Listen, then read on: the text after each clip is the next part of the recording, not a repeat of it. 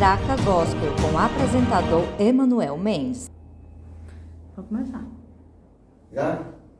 Bom dia! Estamos mais uma vez aqui na BC News, a sua TV, a um clique de você, nesse programa abençoado Catraca Gospel. Um programa que veio para abençoar a tua casa, a tua vida e a tua família. E hoje nós temos a alegria muito grande de ter conosco a pastora Cileia Monteiro. Bom dia, pastora Cileia. Bom dia, Luiz Emanuel. Dizer que é uma satisfação, mais uma vez, estarmos aqui novamente, né? Podemos gravar nesse programa que cada dia mais tem ganhado audiência. Eu quero convidar você a ficar... A pastora Cileia é pastora da Bethel Church, uma igreja abençoada, né? Então, aqui, a gente chegou aqui e o mover foi acontecendo, né, Luiz Emanuel?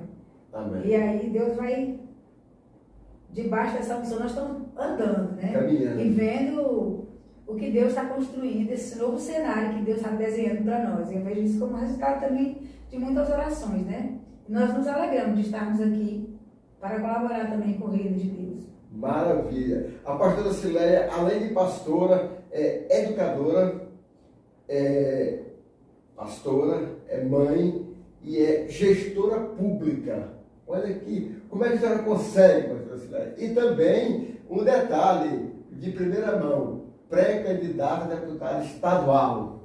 Olha que maravilha, como é que a senhora consegue tantas atribuições? Eu penso assim, é que Deus é que gera, né? Deus é que cuida da gente, vai dando fôlego de vida, vai dando coragem, vai dando força, vai dando estratégia, sabedoria, para a gente administrar, né, tudo isso que a gente vem construindo ao longo do tempo. A gente já tem 50 anos, né? E esses 50 anos a gente foi reunindo e construindo legados. E o pastorado chegou para nós em 2012, ainda quando nós morávamos em São Luís. E ali nós recebemos a missão de também ser, né, chamados e consagrados para a obra missionária. De lá a gente vem percorrendo, né? A função de ser professora já tinha acontecido. Né? Me formei no ano de 2000 na Universidade de Tocantins, em Porto Nacional, no curso de História. E foi um curso assim, que foi a transição entre o último curso da Unitins e depois já foi o curso da UFT. Nós fomos a última turma da Unitins. Então, até para a gente também entender, eu sou Unitins, eu sou UFT. Mas nós terminamos e fomos, né, ortogados pela Unitins como professora de História. E o Ministério, né, o sacerdócio educacional, acho que está na minha genética, porque eu também sou de uma família de professores, né? Quase todas as minhas irmãs são professoras, e os que não são professores são militares. Então, assim, eu tenho essas duas coisas, assim. E ser mãe, acho que presente de Deus, né? Maravilha. Deus que dá a oportunidade da gente gerar frutos para o nosso Brasil e para as nações, né? É dos ventos que saem as nações. É verdade. Agora, pastora Cileia, nós vamos falar de política. De política, foi muito bem. Vamos lá, estamos aqui para... De política. Bertolt Brecht, é um escritor alemão, ele fala que o pior analfabeto é o analfabeto político, porque ele não sabe quanto custa um quilo de arroz, quanto custa um quilo de feijão, ele não sabe que é do seu analfabetismo político que nasce o drogado, o menor abandonado, o morador de rua, e é por causa da sua falta de interesse pela política que nasce os ladrões, assaltantes, bandidos, e o pior dos bandidos, que é o bandido político, que tem muito hoje. Então, é uma boa narrativa essa do senhor, né? O pior analfabeto, essa pergunta sobre o analfabeto político, ele é o responsável pela ausência de políticas públicas, né? Sim. Porque quando você não sabe, não participa do processo político, você permite que outros que estão com os seus interesses, né, não alinhados com o interesse da comunidade, da maioria das pessoas, decida por você. Então, o que acontece? Aí você tem a ausência de políticas públicas para ter uma escola, né, bem preparada para receber as crianças, você tem a ausência de políticas públicas para valorizar o profissional do magistério para poder ser valorizado, para ele poder dar a sua aula, né, apaixonado pelo que faz, porque professor, aquele que é professor, ele sabe que é o chamado. Né? Eu, como sou professora, eu amo estar com os meus alunos, eu amo preparar as minhas aulas, eu amo, né, transferir conhecimento e também receber junto com eles.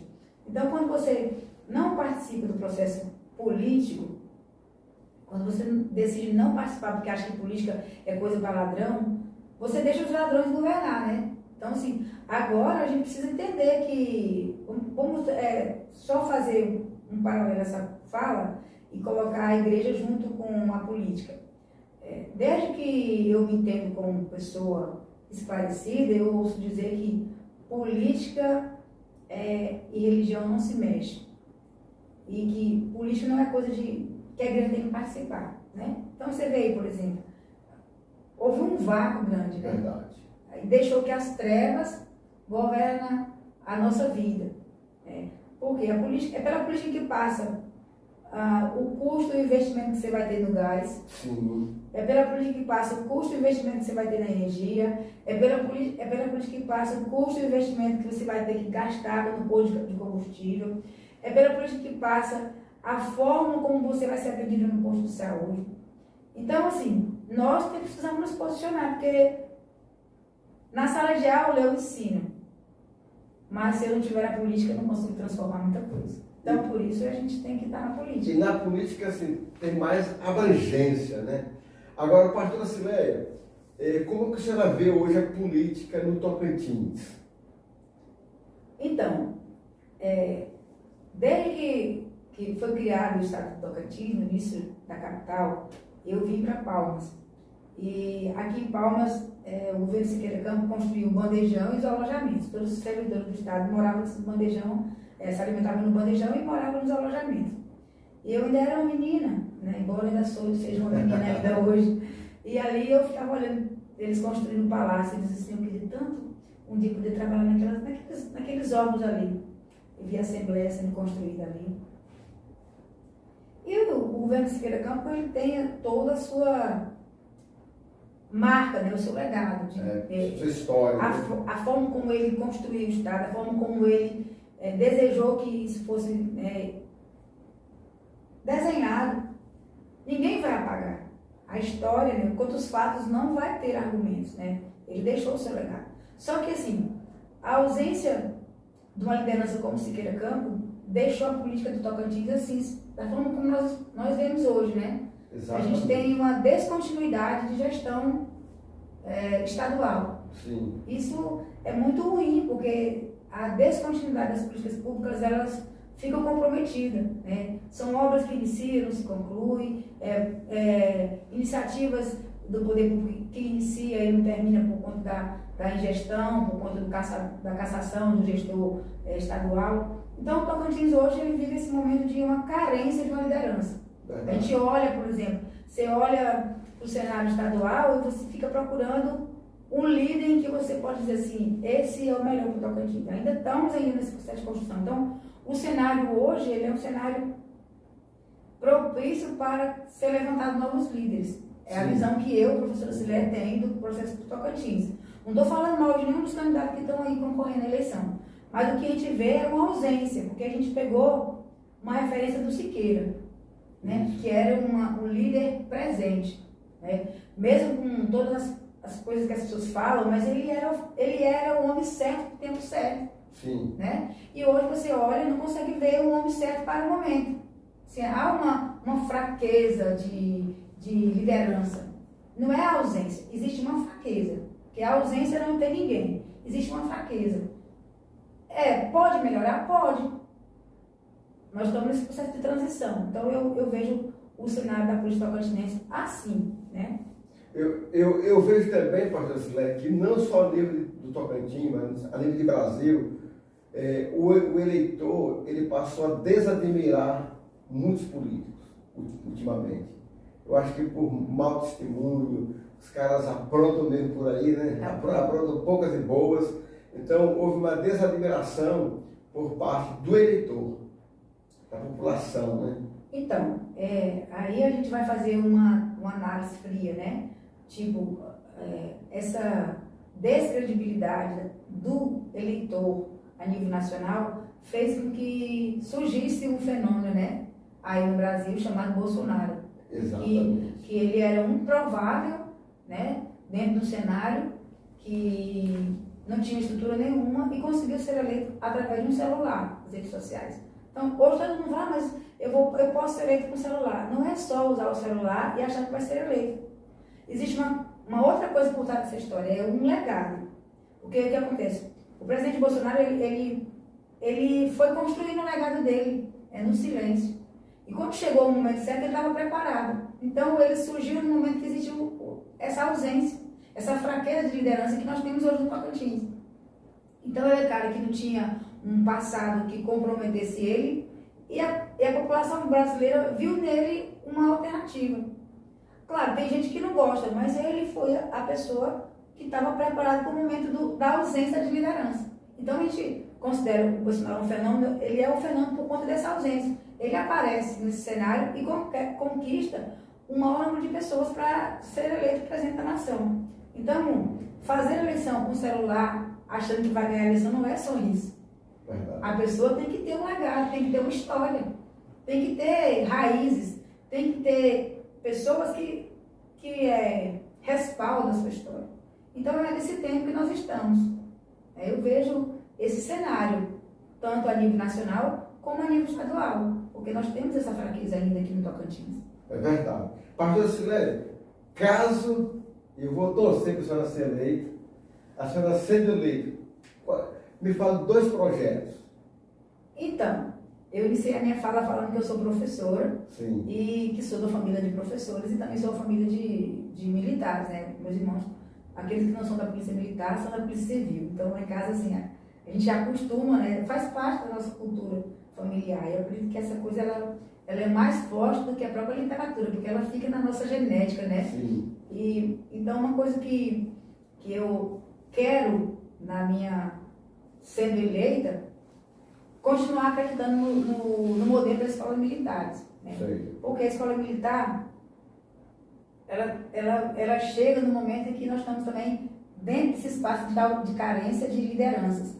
E dentro da escola militar, além do ensino, né, o processo de ensino pedagógico, o aluno também ele tem acesso a toda uma questão de princípio, de valores, de regras, de conduta, de como cidadão ele se portar dentro da sociedade. Então, assim, recentemente, eu estava, né, antes de iniciar o processo político eleitoral, sendo professor da escola militar da capital, o CMTO2, e ali eu vi como aqueles alunos, eles constroem a sua história educacional. Existe todo um modelo por trás, a disciplina, a forma como eles te recebem como professor, a forma como ele respeita nós como seus líderes educacionais, a forma como eles se relacionam entre grupos, a forma como eles cuidam um do outro, a forma como eles respeitam as regras. Então, assim, eu acredito que a implantação das escolas militares é uma coisa que pode ser um diferencial para o nosso estado do Tocantins. Então, uma das bandeiras que eu levanto, como sendo eleita, a continuar esse modelo de escola militar, que eu acredito que o Tocantins precisa disso, né?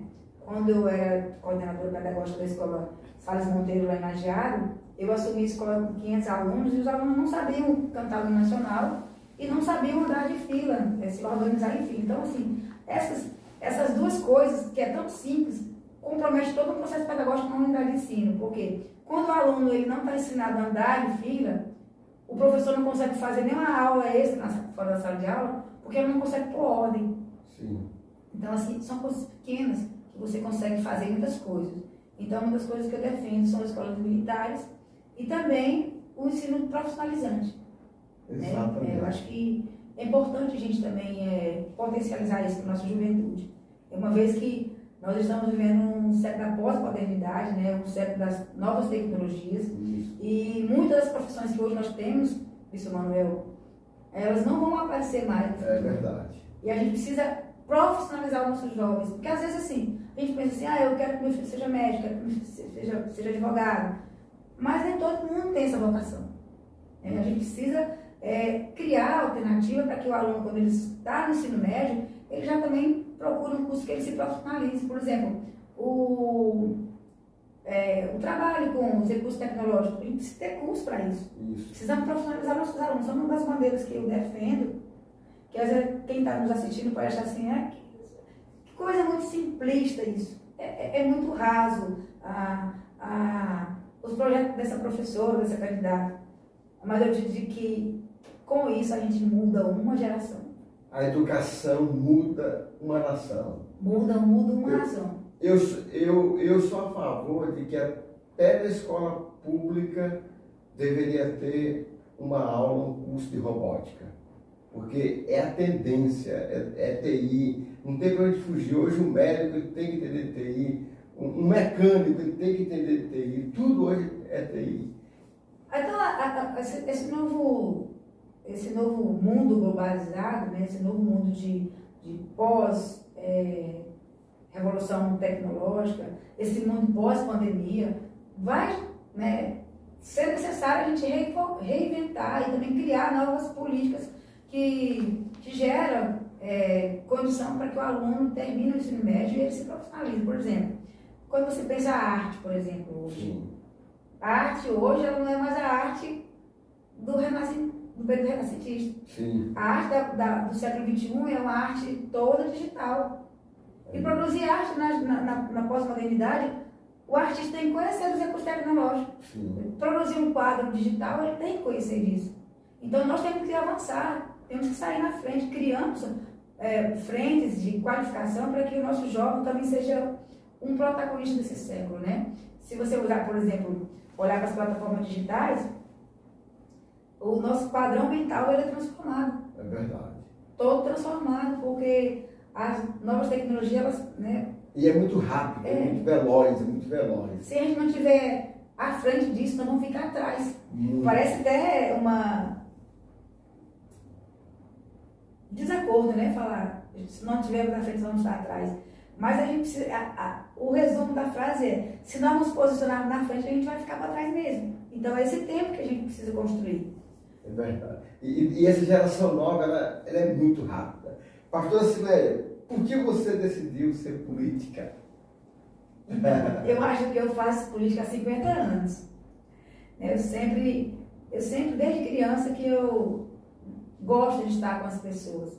Gosto de me preocupar com as pessoas. Gosta de gente. Gosto de gente. Gosto sempre de liderar. Eu sempre procuro uma forma de resolver as questões das pessoas. E por que eu decidi entrar na política? A política mesmo de como nós vemos hoje, né?